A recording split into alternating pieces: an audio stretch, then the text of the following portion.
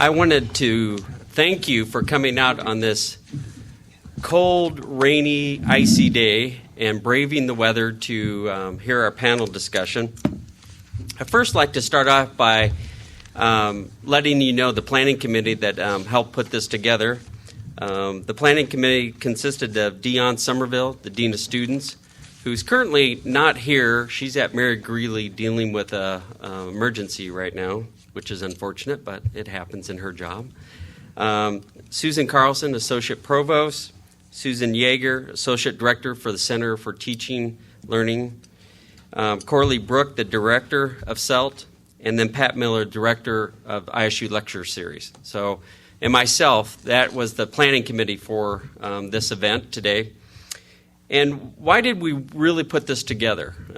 It really stemmed from a Regent's request concerning what our students of color are doing on our campuses from February of last year.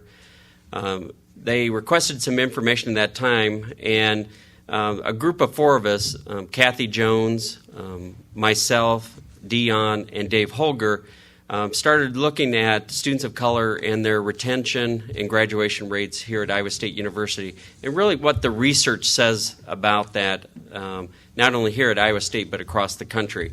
And so we drafted a report and sent that on to the president and eventually to the Board of Regents.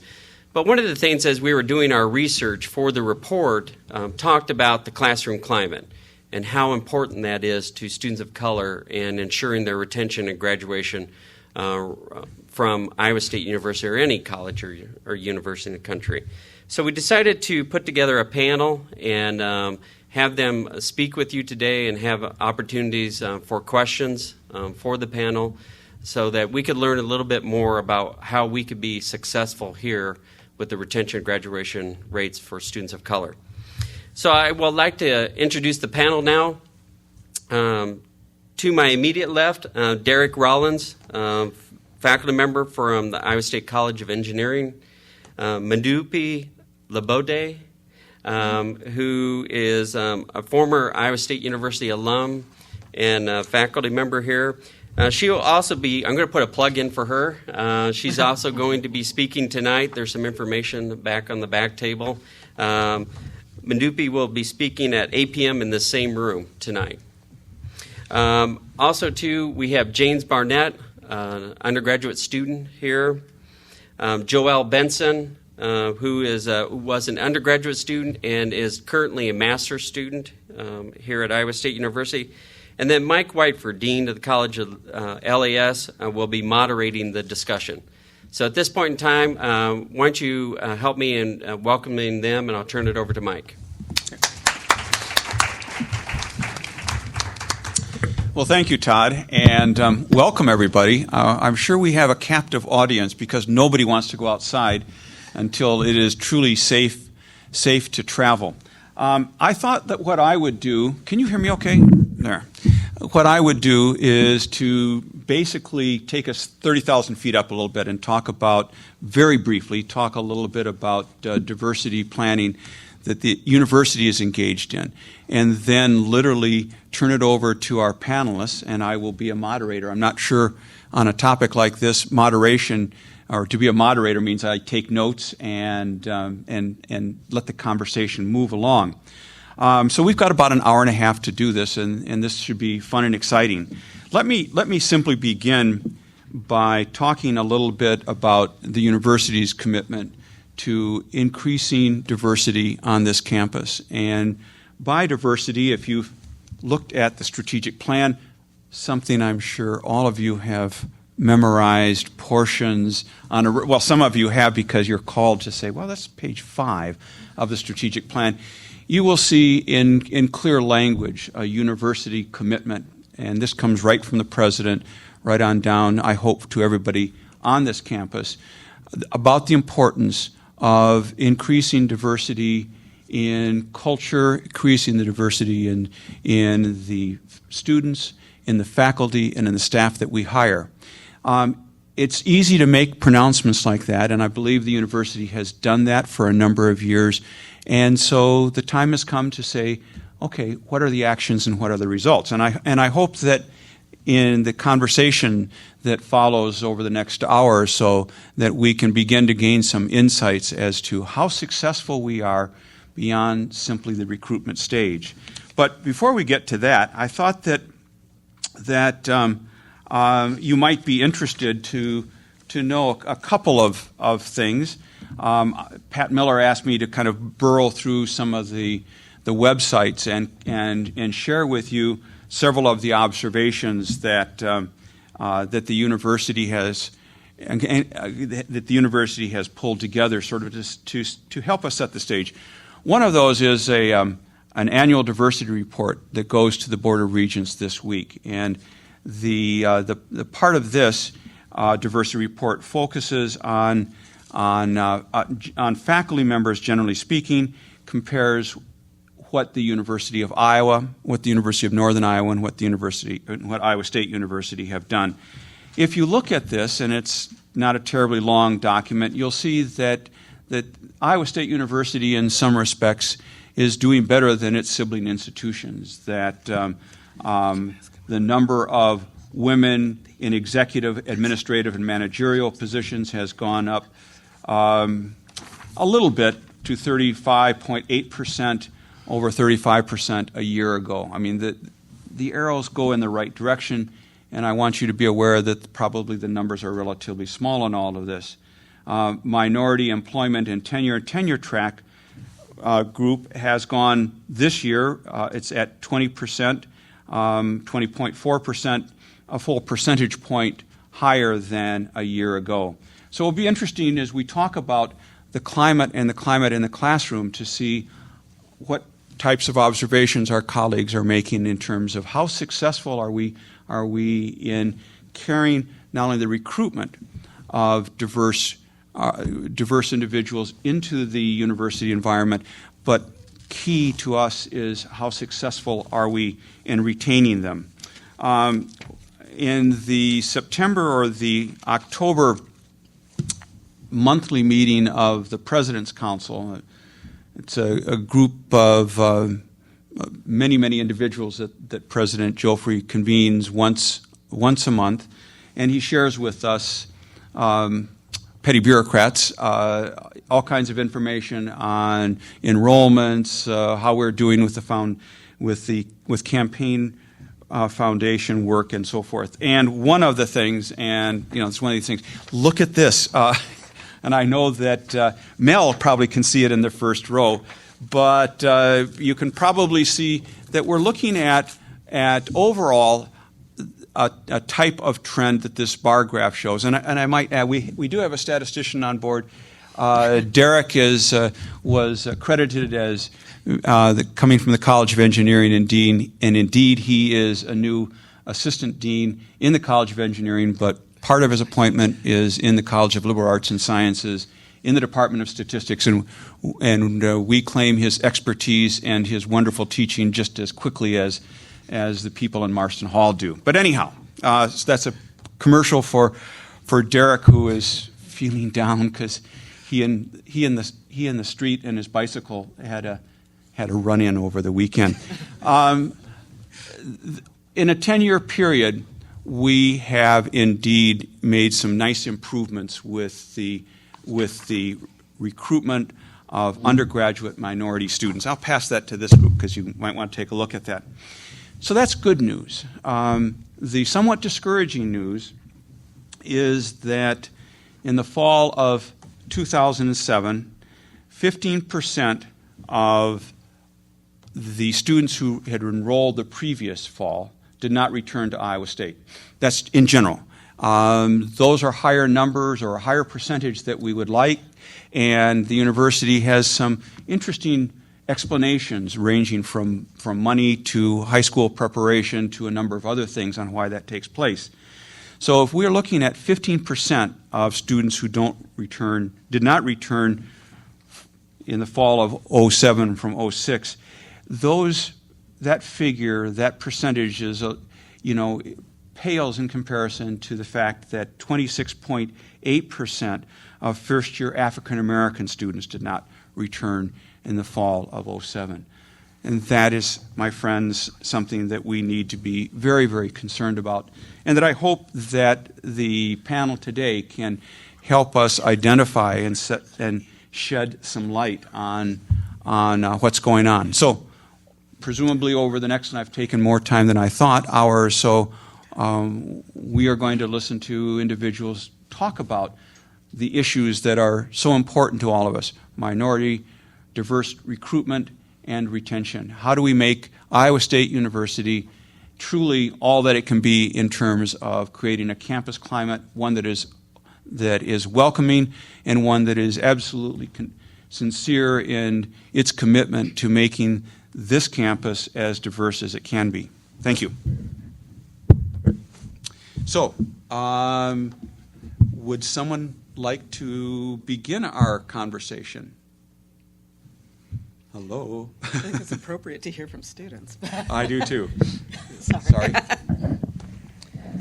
My name is Joelle Benson. Like Dr. Holcomb said, I'm a first-year master's student in the Educational Leadership and Policy Studies program with an emphasis in student affairs. I also did my undergraduate here at Iowa State University in the Department of Athletic, or I did my option in athletic training. So I think for me, I have a very different experience in the sense of I had an experience more in the student-athlete world than I did versus a non-student-athlete world. I tended to have a student-athlete's schedule versus a non-student-athlete schedule. But I think all in the same sense, being a student of color, I had the same experience of coming from a high school background in Des Moines, Iowa, very academically successful, and then coming to college and getting hit in the face with the college experience and what all that entails. For me, I think the biggest transition for me was once the academic, of course, challenge, but also in the sense of who it was my support system, not feeling like I was out there alone and trying to develop who that was. And at the time when I first got here, I came with 2 high school friends, and that was it. That was all I knew until my sophomore year when I started participating in the Black Student Alliance, which became my family and still are to this day.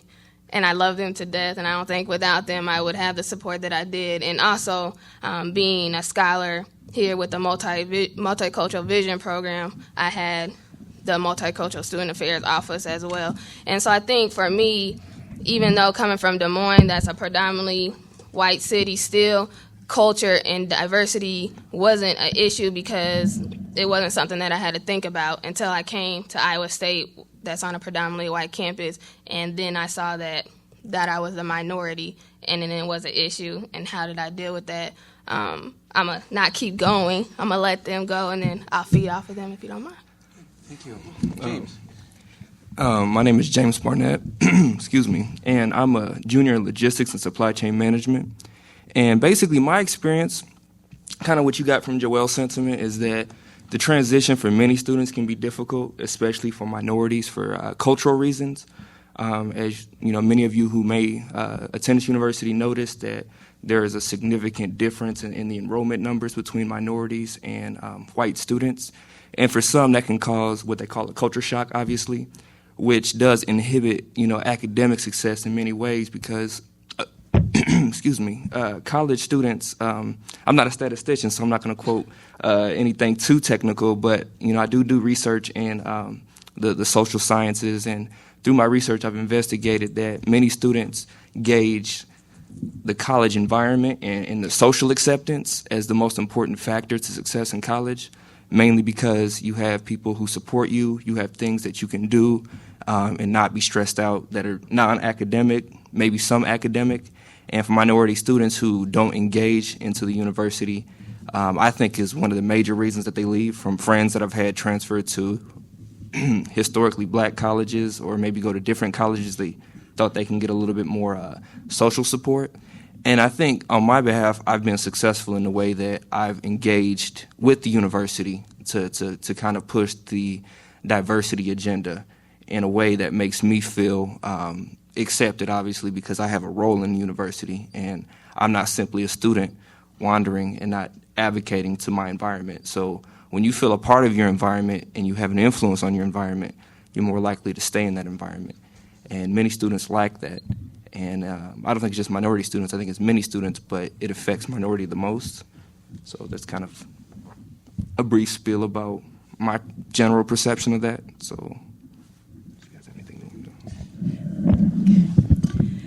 Thank you.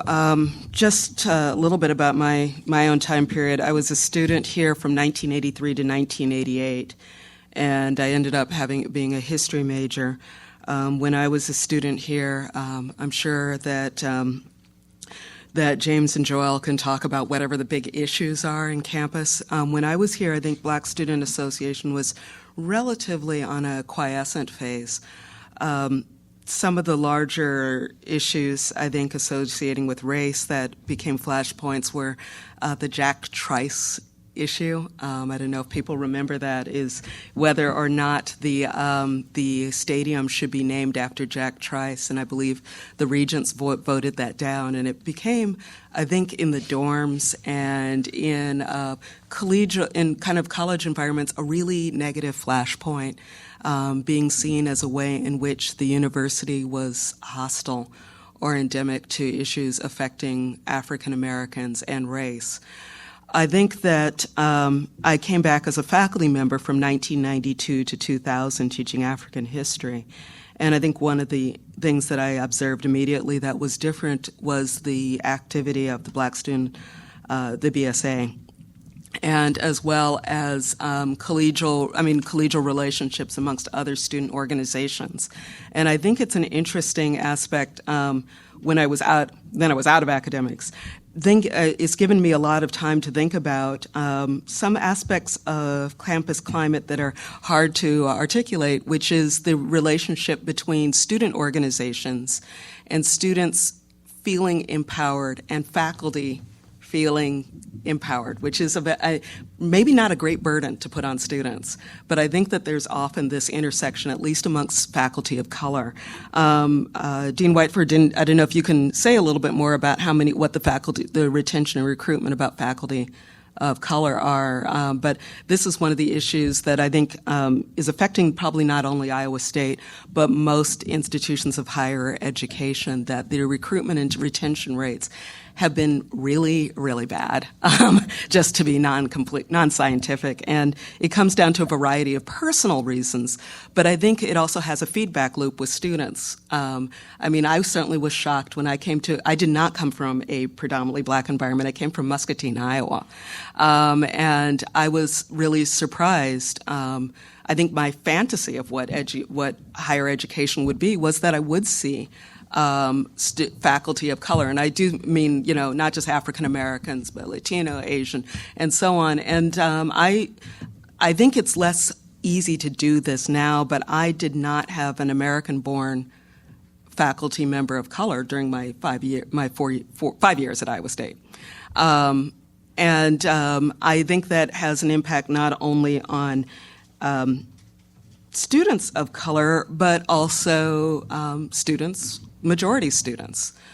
Issues of authority, issues of legitimacy, who is in charge, who's not, how we deal with our differences, what authenticity is. And I think it's, I don't want to divert from the really true issues affecting students, but I think that there has been, oftentimes the cry has been there needs to be more faculty too, and I found that really difficult to latch onto. And the other issue, the last issue I just wanted to bring up was after I left Iowa State, I was actually, for various reasons, I got more interested in the administration of history, the American Historical Association, and the Organization of American Historians. And the AHA did a really interesting survey of its own of its majors, who becomes a history major.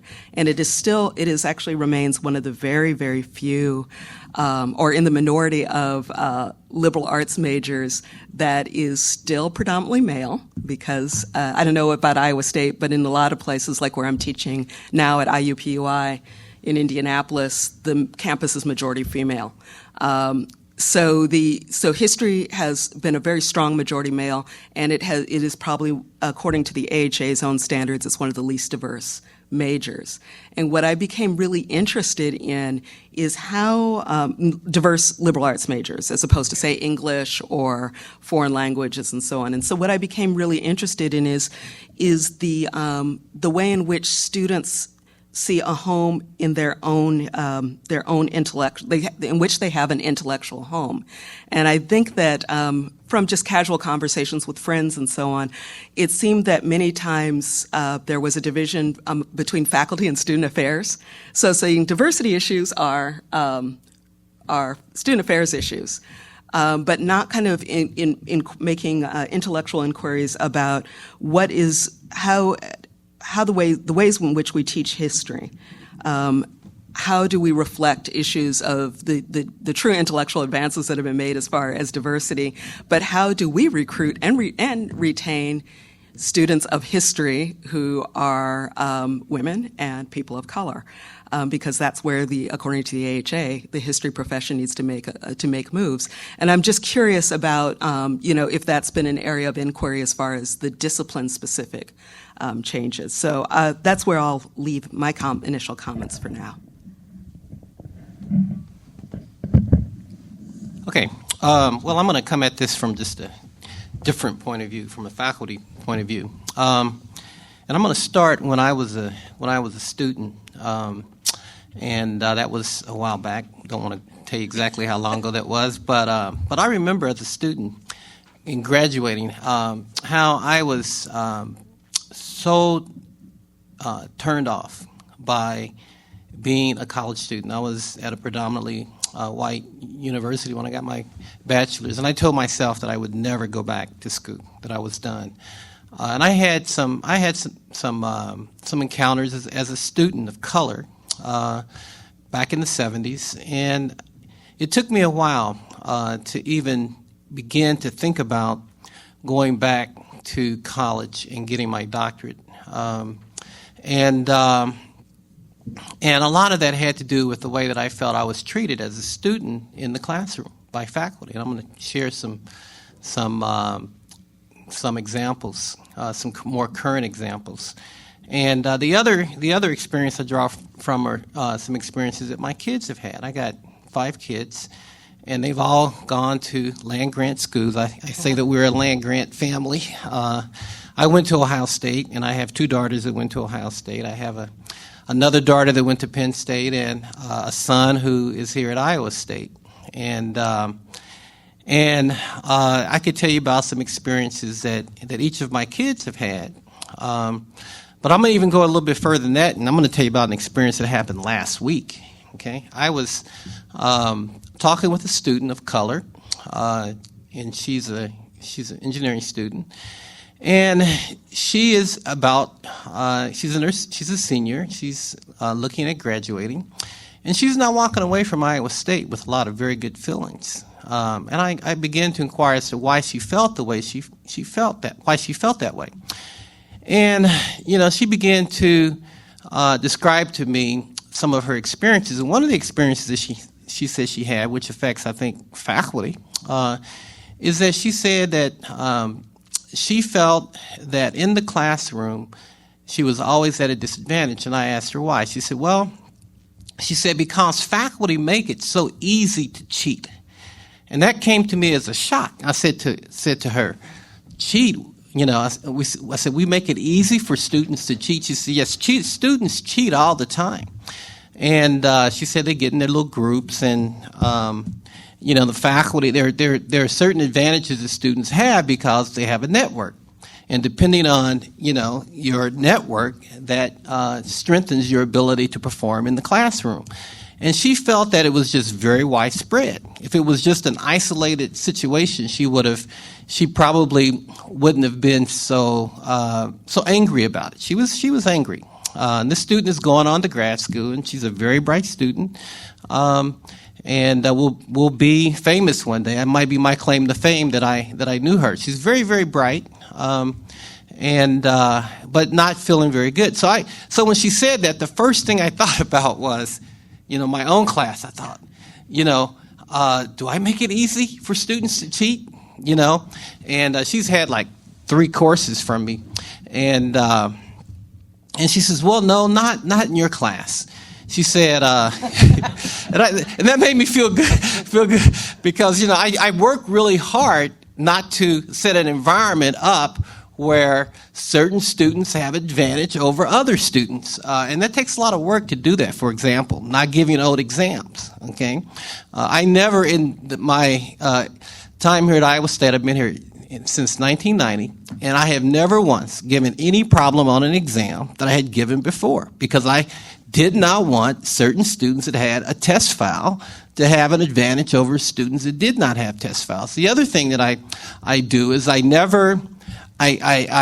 adopted, I can't say that I came in this way, but years ago, probably third, fourth year, I don't know, that I adopted a policy where I would if there's anything I grade, I don't care if it's a quiz or a test or homework, I don't care what it is. If I grade it, I don't want to know who the student is until I actually assign the grade. So I identify by, and that started out with Social Security numbers, but we got away with that. Now it's by student ID because I know that I'm biased, okay? And I don't want to put those biases into my grading. And so, it takes work to do that because, if I had the name on the exam, it would be very easy to record the name in the book. But now I have to look up the student ID, write the student's ID number, and then, so it's a little bit more work on my part. But to me, I feel that it's worth it.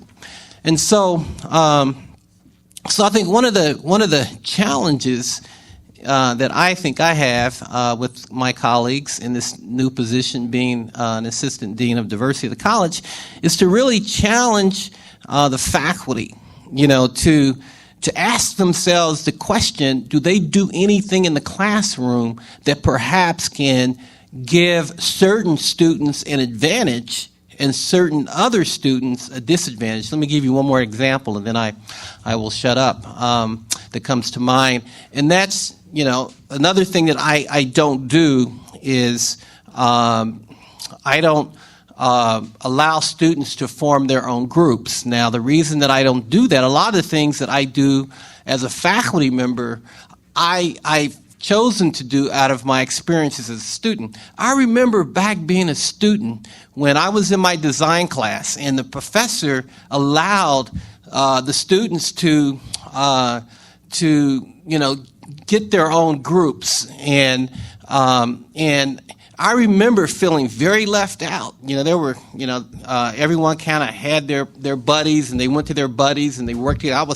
I was over there by myself, and I happened to know a guy, Jim Smith, who I had met in a dorm, and he came and almost grabbed me by the hand and said, here's, there were 4 guys that had gone to junior college together. They were really good friends. They did everything together. They studied together. They had formed their group, and he brought me into their group. But if it wasn't for Jim Smith, and here I was a senior, I don't know if I would have, and I'm not an introvert by any stretch of the imagination, but there is a certain intimidation when you are in a group and you just feel like an outsider, and I don't know how many people in the room have ever felt that way, but have you ever been in a situation where you were a minority, have you ever gone, if you're, white, have you ever gone to perhaps maybe a black church?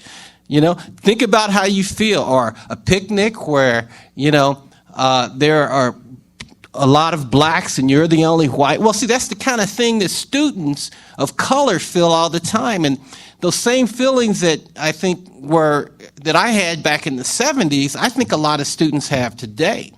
And I think that as faculty, sometimes maybe we're not aware of those things because we've never had those feelings. We've never been put in the place of having those feelings, but I have. And so I try to be very sensitive about that. And I remember just last week, there was a student that came into my office who was a sophomore, and she was needing some help, and I hooked her up with a senior student, and I started talking with the senior, and I said, I've noticed that you and so-and-so are always teamed up. She says, yeah, he's been my lab partner since I was a freshman, and I thought, because I know this guy, he is really good. And I thought to myself, man, that is the kind of lab partner that I would have liked to have had when I was, since my freshman year. And then I thought to myself, how can you choose a lab partner your freshman year and keep that lab partner, throughout? And then I thought about the loss, by them not, going to other groups, and mingling, and working in different groups, because, that person who I know is very, very bright, if he had a chance to, to work with other people, then he could have perhaps maybe impacted those other students, and that really, I think, is very important for faculty to recognize the importance of collaborative learning. And a lot of times the way that people learn is through example, by observing someone else. And so I think that's another strong reason where we should really focus on, trying to get people, to mix and forcing that. Don't just allowing that to happen, because if you allow that to happen, it probably won't happen the way that it should. So anyway, those are my issues. I want to know, maybe I can hear from you how you felt as a student in terms of, do we make it easier for you to be left out, to be at a disadvantage in the way that we, set up the classroom, and what things can we do better as faculty? And I will take that word. What kind of things can we do better as faculty to make a climate better for you as students? Because that's very important. So, just share. I'd like to hear some of your examples in terms of some experiences you had, because there might be, they could be very helpful in terms of educating all of us in ways that we can improve. Okay. Thank you. Let me suggest that we want to engage the audience very soon, but that we give the other panelists just an opportunity. We'll pass the mic figuratively back and see if anybody wants to make a comment about what we have said, and then engage the group here. So, James, do you want to? Yeah, I think one of the major things we notice is that lack of inclusion comes from lack of commonalities, and a lot of times it can be from social organizations. And if I'm not misreading the gentleman in the back row's T-shirt, Delta Sigma Pi is obviously a fraternity with how many people are in that house? It's a professional fraternity, so we don't have a house. Okay. So I think there's like 50 members. Right, Dewan's in that fraternity, right? Okay. Dewan is my CA on the floor, who's in that business fraternity. But the business fraternity is a way that a student of color I know named Dewan gets involved in his community, and that is a basic source of commonality between him and his frat brothers that links to other commonalities other than race. And I guess my point is, a lot of times when we see race, we end with race, and unfortunately, it doesn't end like that. For most people, because we're more than just the color of our skin, obviously. But there is a problem when students who don't involve themselves, they don't give, I think, the bigger population an opportunity to include them in many ways. I wouldn't put the burden specifically on, white or black. I would simply say it's got to be a mutual effort to gain common ground. And when you lack common ground, you lack common interest in the opportunity to have those, informal networks as well as the formal business networks and things like that. So I think a big push for changing things, increasing enrollment, is definitely supporting things like the Black Student Alliance, which seek to take black students, put them together, give them resources, and then mobilize them into the community and do different things like dance marathon, walk for the cure, anything that is social to all of Iowa State, not just any particular ethnic group. So there's definitely a need for that. Ms. Benson? Sorry, I'm over here reflecting. That's a key word in my program. But I'm thinking, because as I listen to Dr. Rollins, I'm like, oh my goodness, that happened to me in class. And I never thought about it. I'm like, okay. Because as I started going through my program, I'm like, okay, I'm the only black person in here. I know I have to represent here because I know they're expecting me to fail, and I can't let that happen. And so I feel like a lot of times students of color here feel like they have that added pressure that they have to succeed here.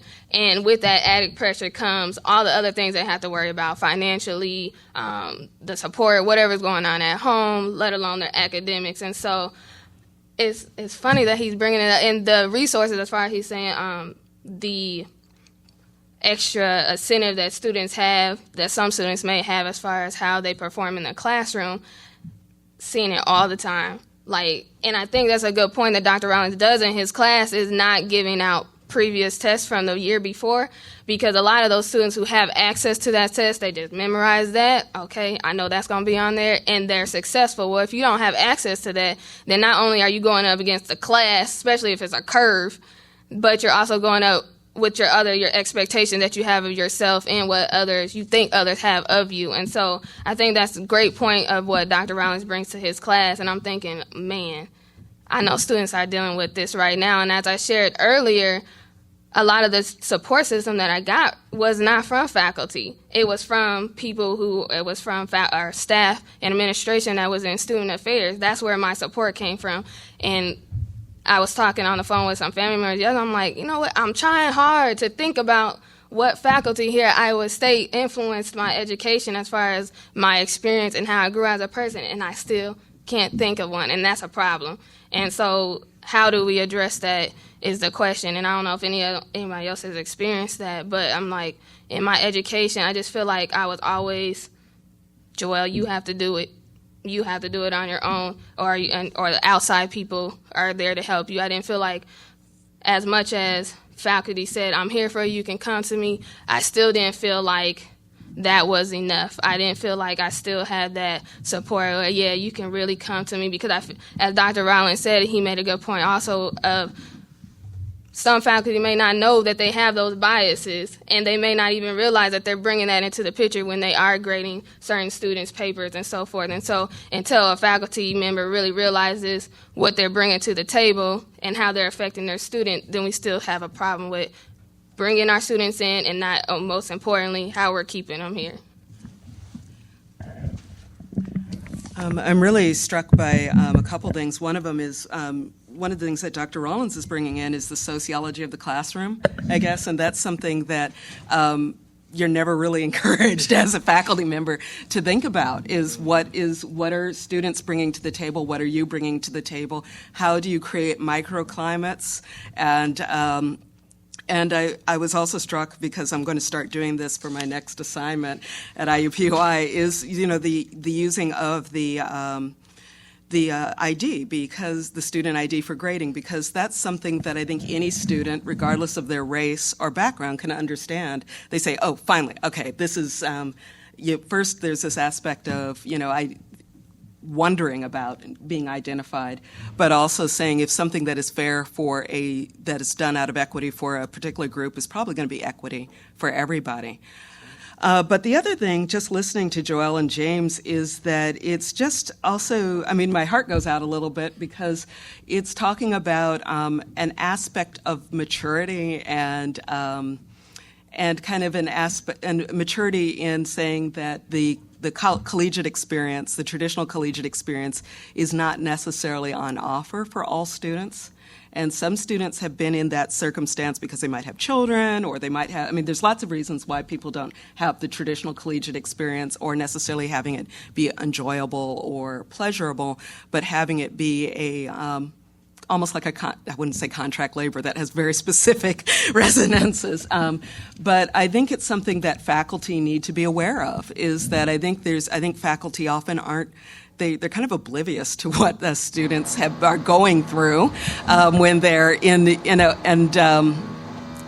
to be aware that they need to be making sure that their classroom is as close to approaching a level playing field. Maybe like in physics, you can't ever approach that, but at least you can work toward that, and that will have positive ramifications for people you wouldn't even anticipate, because they're not coming forward and talking about that.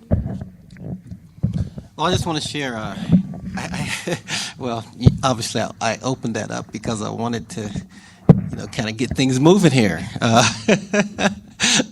It's kind of my personality. But let me share with you something that happened with my second daughter, and Krishna, I shared this with her. My daughter, like I said, I got 5 kids. 3 of my daughters are engineers. Two of them have graduated. This daughter, my second daughter, went to Penn State, majored in architectural engineering. And this daughter ended up being tops in her class. Okay, she's in Penn State. If you didn't know, it is the #1 school in architectural engineering in the country. Okay, it's a 5-year grueling program. I used to think that chemical engineering was a tough program until I saw architectural engineering. You got to do all the architecture and then you got to do all the engineering. I don't think she slept for 5 years, but and she took like 18, 19 hours a semester, and she literally, she had a few B's, I think, but very rarely did she make anything less than an A. She graduated 3.99 something. I could only dream of doing that well when I was a student. But she was talking with a professor, and this professor was just, just trying to convince her that she was not as bright as her GPA. This is a professor. Now, I kid you not that, and I shared this story with Krishna, and he was telling her that, she wasn't that smart. She didn't have a very high IQ. And, one of the things I've done with my kids, especially my daughters, because I got to make them tough, all right, that I teach them how to stand up for themselves. I tell them if they're going to go away, they're going to have to stand up for themselves. And, she went toe-to-toe with this faculty member. She didn't back down.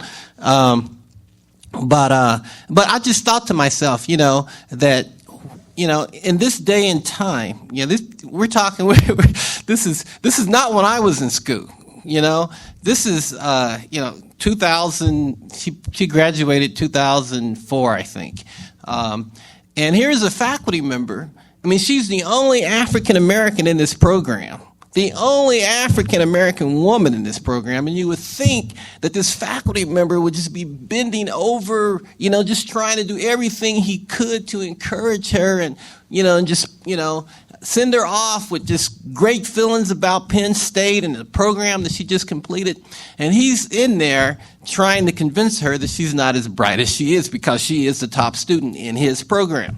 So I just wanted to share that to let you know that those kinds of things still exist today, that people have to deal with these kinds of issues. And I could tell you lots of stories, even with some things that students have encountered here at Iowa State on the same level that people have done. And a lot of times, I don't think this person really actually knew he was being probably sexist or racist. I don't know which, because remember, she's a black woman. But, there are attitudes, there's comments, there's things that people say that I have heard that have come under, just my experience since I've been here at Iowa State that leads me to believe that we still have a long way to go, that there are still a lot of biases and attitudes out there that make it difficult for students that end up in the classroom. And with us, a lot of times when people don't even realize it. I could tell you some things that students have done. Let me give you an example. A student of mine came to me very discouraged, very upset. There are 2 African American women in this class. They look nothing alike, okay? But she came to me and she shared, actually a teacher, a faculty, a colleague shared this with me. She said, it just, because what the faculty member had done, she had asked the students to write up something about the class, some experience they've had in the classroom. And this student wrote this up. And she said, I just get so tired, that the students that are in class, they always get me and so confused. And then when they point it out, they say, well, whatever. This is what the student said. This is what the student wrote, about her own experience in terms of, the classroom, that they couldn't get 2 African American women straight.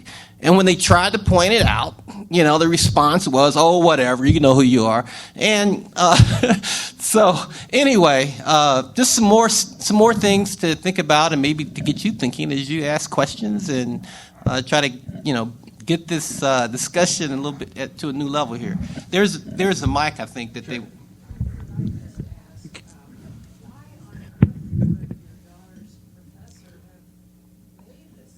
You have to ask him. But he did. I'll make one comment towards that. Thank you. I'm going to make one comment towards that. That was one of my questions. Some of the things that your daughter is experiencing are more gender-based than race-based in some respects. Because if you look at the literature research, girls in general aren't smart. They get good grades because they work hard. I mean, that's what the literature will tell you. That's what girls think, and that's what's enculturated into them, is the fact that the only reason I got A's is not that I'm smart, it's because I worked really hard, and that message comes home to them. Not that they aren't smart, but that's the message that they hear. And so the professor may be saying, well, yeah, you got good grades, but you're really not that smart. You just worked really hard to get there. I mean, so I think that's one of the things questions that I have, and there's a couple women up there, is how much of the struggles that you feel or the things that you feel do you think are gender-based, or is it a double whammy of race and gender? Or I'm just kind of curious in that. I'm director of the program for women in science and engineering, so that's why the women's side of it interests me. So just some questions or comments or thoughts in that direction. Well, I was going to say, it's about 30 years since the writing of the double bind that talks about gender and intersection of gender and race. Yeah, but I'm just curious if how things are today and currently. So Do you want to say something first? Since we're being targeted. It's a gender-based question. Yeah. I'll speak for both perspectives. My undergraduate, the program that I was in, I was the only African American woman in the athletic training program in my year, and so I don't know. I think it was more as far as the profession, I would say it was more gender-based, just because the athletic training field to this day is more male-dominant, and so we have to make a name for ourselves. As far as the whole experience, I felt like now that I'm in graduate school and I've been exposed to different educational levels and theories and so forth, I feel like the understanding, especially working with the African American athletes, was a lot different, and my race came more of an issue for me than my gender, just for the simple fact of some of the things of how we handled, or our staff handled our African American athletes. It was more of an effect on me because I was an African American, and so I think depending on where I was, whether in the field in general, it was my gender, but when we were dealing specifically with our athletes, it was definitely more so my race. But now that I'm in graduate school, I haven't really experienced both yet, but in a sense, it's crazy because it's a lot more diverse in my program. So I'm like, oh man, I'm in heaven right now. And there's only 3 black women in my cohort, but I'm like, this is good. We're on board. So I think I'm still learning and experiencing now that I'm a master's student. Yeah, I would, one thing I'd just say is, and this is definitely not science aspect, is that, I continually feel like I'm existing at the intersection of lots of different identities. And so when I go into a classroom or go into a public history venue, I think that's an area that's very dominated by white women.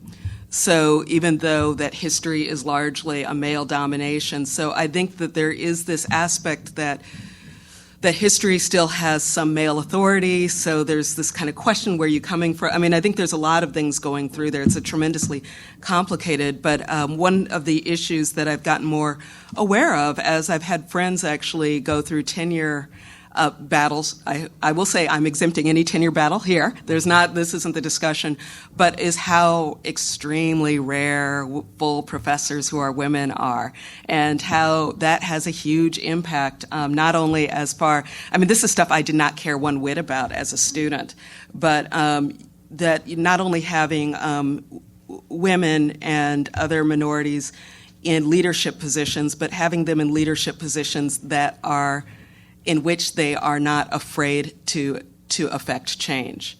Because that's the other side, is that I've had women supervisors who have been not particularly interested in promoting the interest of women or minorities, and that's really yucky. But I think that's it's kind of one of the issues of higher education that has an impact. I think it definitely has a trickle-down impact. So. Questions? Traveling microphone.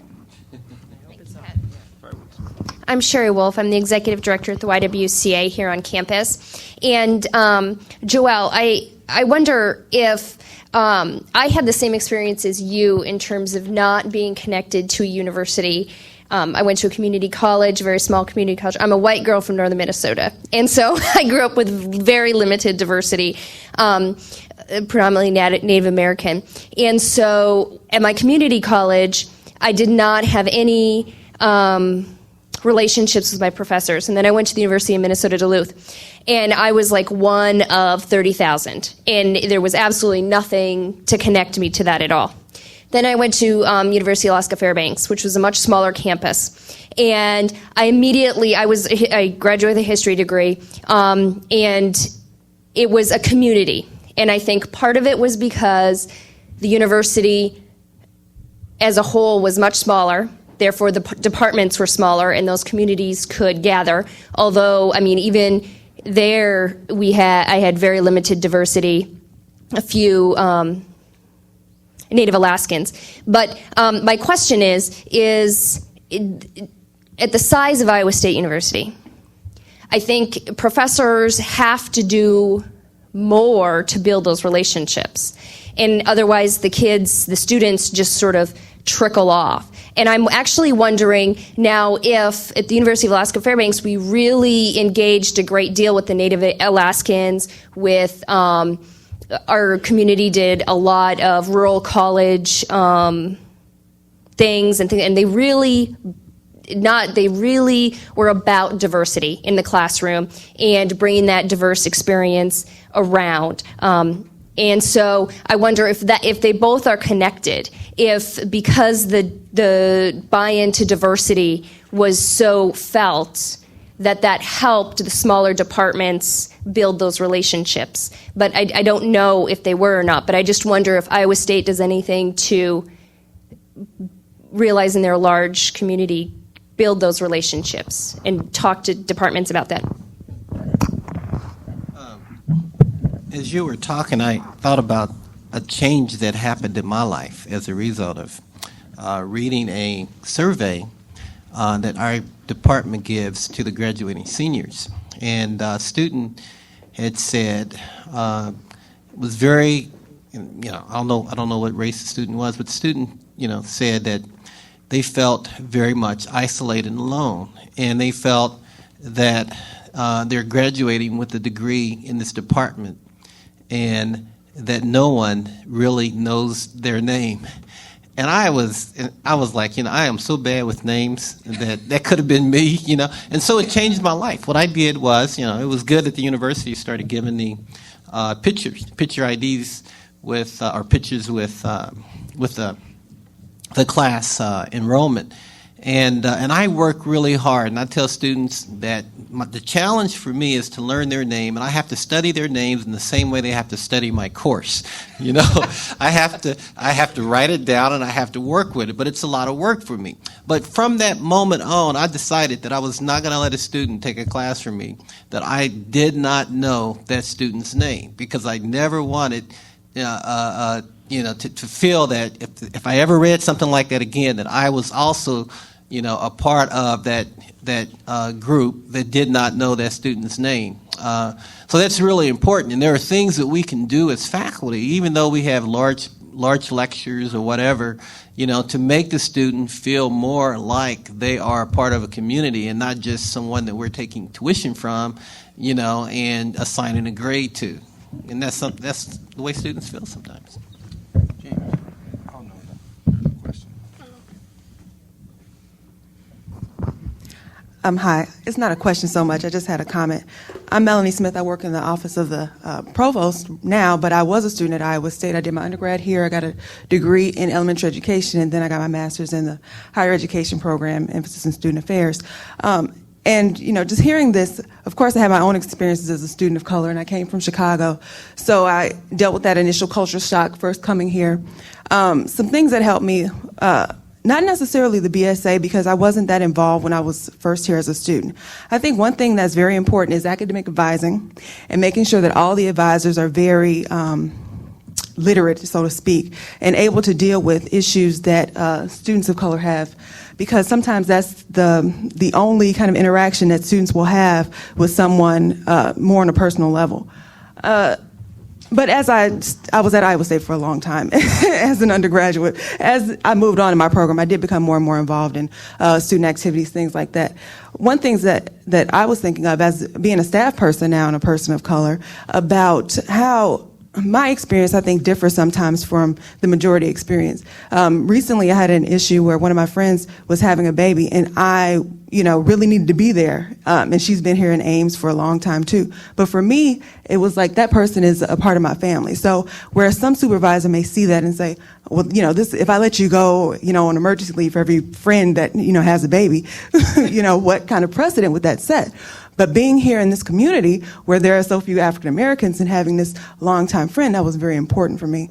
And I was lucky that my supervisor was very understanding in that respect. But I can see a lot of situations and other people I may have worked for that would not have understood that.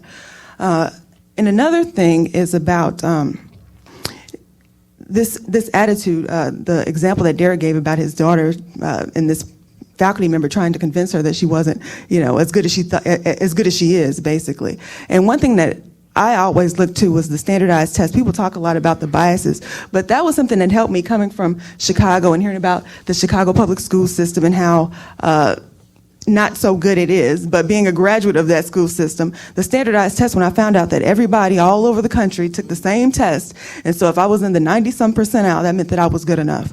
But you still feel in the classroom like that's not necessarily the case. And so even if you got good test scores, that there's something else that the other people know that you don't.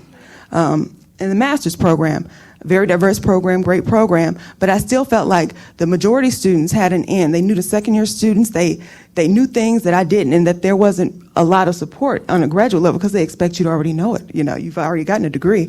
So those are just some of the issues that I had as far as being a student of color and now a faculty, I'm not a faculty, but a staff person of color here at Iowa State. So. My comment was in relation to the young lady back there. She had kind of mentioned a few different things I kind of want to touch on. So if you could just kind of follow my logic here for a minute, I'd like to engage the audience and ask a few questions. Basically, I've kind of taken the angle of opportunity for mutual understanding as kind of my harp here on diversity.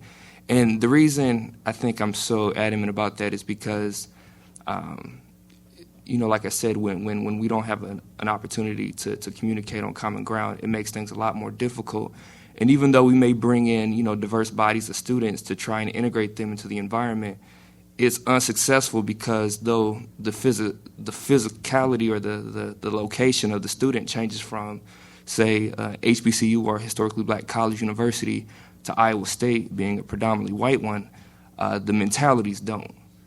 And I think, since we have so many, minds here, that an opportunity here presents itself in that we can begin talking about our own misunderstandings of things.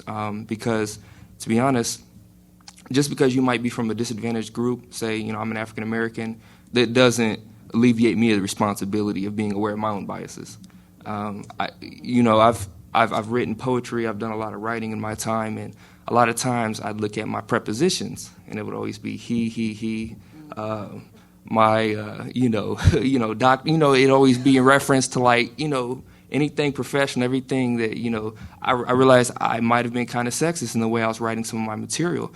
It was completely unintentional, and it was just a byproduct of the way I've kind of programmed my brain to work because I've been in that environment, I felt comfortable, and, wasn't a real reason for me to change that. And I think racism works the same way in that when you're given a certain climate that you've acclimated to, there's no red siren going off telling you to respond differently when a different situation happens. And I think ignorance is the main divider because we might not be aware that we might be sexist, or even stigma against certain organizations. For instance, I'm a member of Alpha Phi Alpha fraternity. It's a historically black fraternity, and it's a very prestigious fraternity for black men. And one of the things I noticed, I was at a Greek retreat, and there were all sorts of Greeks there, and a few people had seen Stomp the Yard, and I don't know if anybody's seen that, but they were familiar with the black Greek tradition of stepping. which is a celebratory type of activity. And they kept coming up to me like, oh, step, step, step, step, step. And I was like, I was kind of shy because, there's probably a good 200 people at this retreat. And like all the girl houses were like, step, step, step, step, step. And I was like, well, because we've done step exhibitions and stuff like that before. And I was, I was more than happy to do it. And I realized what was going on. I was like, that's a commonality that we now share because she's familiar, or she or he is interested in that aspect of the Greek culture and wants to know more. He or she is not necessarily trying to put me on a block to say, oh, that's all they do, but it's something that you can understand, and you have to be open to people wanting to understand. And that's kind of a responsibility I've put on myself because I realized that I had an opportunity to share my culture with her, even though she'd been sharing her culture with me all along this entire retreat. So I kind of reciprocated on that, and it was a way for me to get recognition, but it was also, within 5 minutes, it had turned into other conversations, and it was just a bridge to bridge that gap. And there's a campaign that they run called Got Ignorance, and it focuses on that very same concept that, racism still exists. Don't get me wrong. I'm not an optimist that, it's completely naive, but I also believe a lot of that is inherent in ignorance and not conscious to the average person, and especially when they don't have to deal with diversity. So just kind of that. Yeah.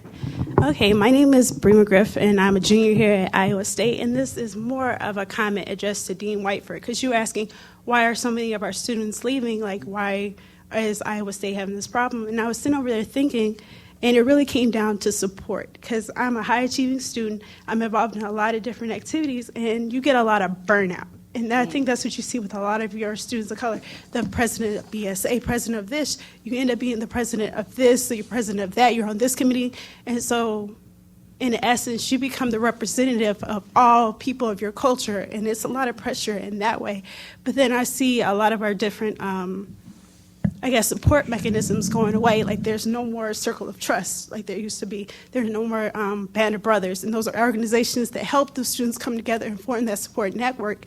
And then I'm on the Sloss House board, and they were talking about a lot of our student counseling services are getting cut, so students just don't have the people to talk to like they used to do. So I think the main thing is you don't have, the university support, but then on top of that, you really don't have those social outlets. Like he was talking about fraternities, there's not really an African American fraternity for women. We have Zetas here, but we don't have the traditional ones. It's kind of like you don't get that traditional collegiate experience, and that's something that I really feel like a lot of students really miss out on, is the fact that they don't really get to do the stuff that you see everybody else do. Like you see everybody else going out, having the parties at their house. You see the fraternities doing all these different things, but then you say, well, that's not for me, because they don't have those things for us. So I think a lot of students really do feel that and that type of pressure, and then they want to go somewhere else where, hey, it's a little bit easier for me to step in, that sort of thing. So.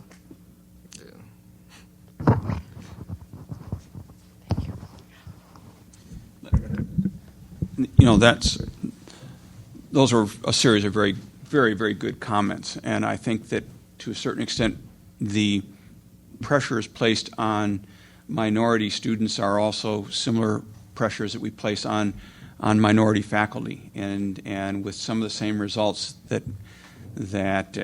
every committee needs to have either a female or an underrepresented group, and it is in fact very difficult to juggle all of those things. But I think one of the themes that we've heard, beginning with Joelle, is a support system right from the very outset, and hopefully we'll pick up on a couple of those things. I've taken some notes on issues of engagement, support system, the role of faculty. Several of you have mentioned needing good advisors, but how very important academic success can be, having a faculty member who knows who you are and can support you. Other questions? We're going to need to round up. Did someone? Oh.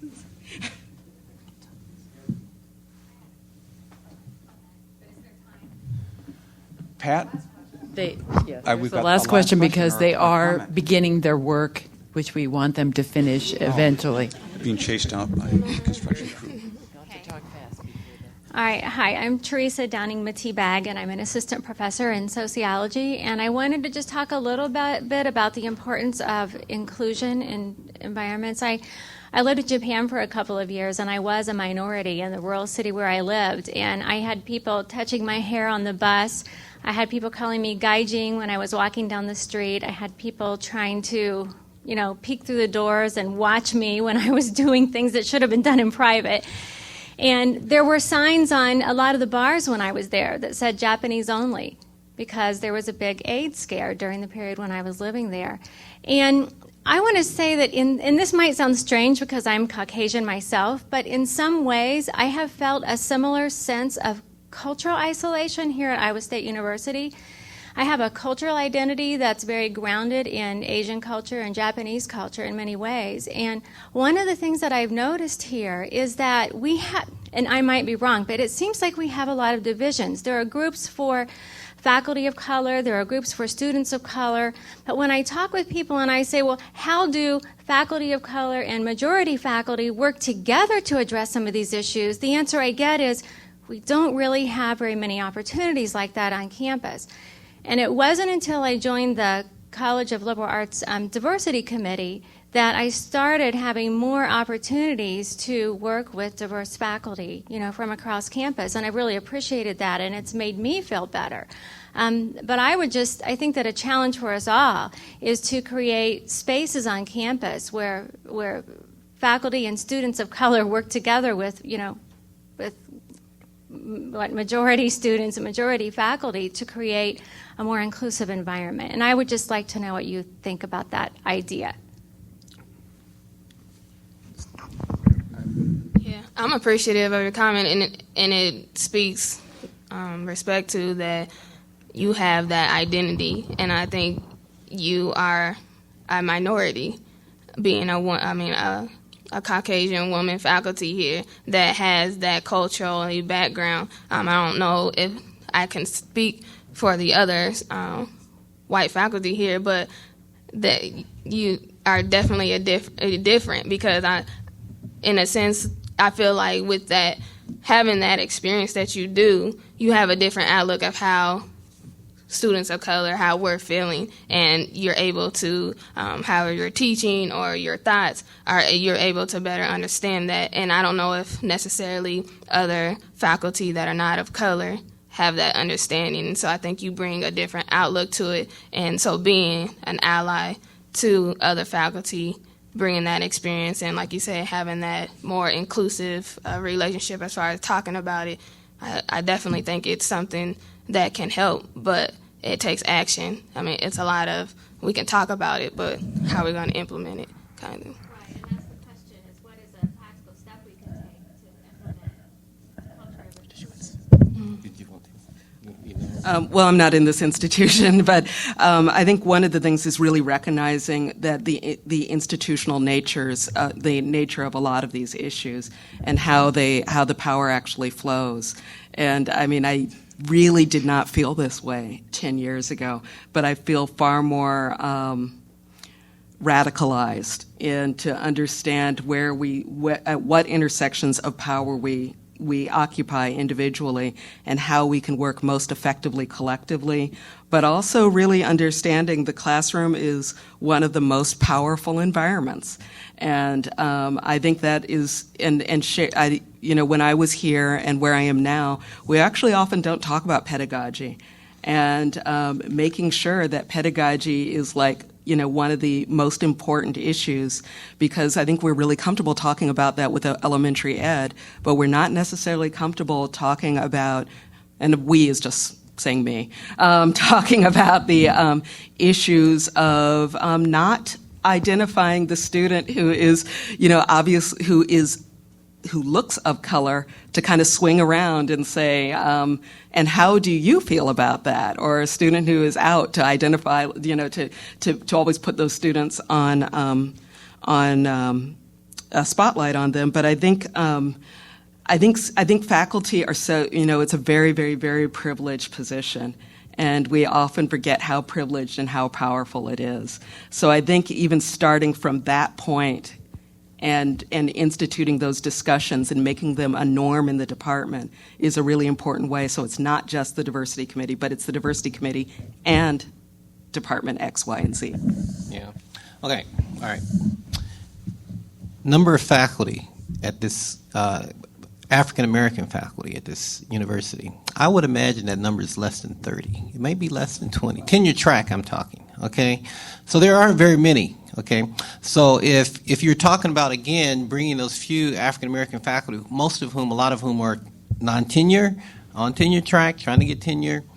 There aren't very many full professors. There are a few more assistant professors or associate professors. That if we wait for the African Americans on this campus to approach the majority students to get things done, it's not going to happen. Okay, what has to happen is that we have to go where the power structure is, and what has to happen is the majority students or the majority population is going to have to see the critical need and begin to make the move. That's where it's going to happen. You're not going to get that from people of color. Okay, don't wait for them to make the changes because it's not going to happen. They don't have the power. They don't have the numbers to make it happen. It's going to have to be people who have the passion within themselves and the concern within themselves and the vision within themselves to recognize that when they make this move, they will not only be making it better for people of color, but for everyone at the institution. It's the basic fabric of what we do as an institution to help education. And that's where it has to come from. And that might be truly on a visionary and positive note, a good place to bring closure to this gathering. Thank you very much, panel and audience, for joining us on a slippery day out there, and hope we can take some things away from this. All I want to say is thank you for coming, and could you help me in thanking our panel today for their comments?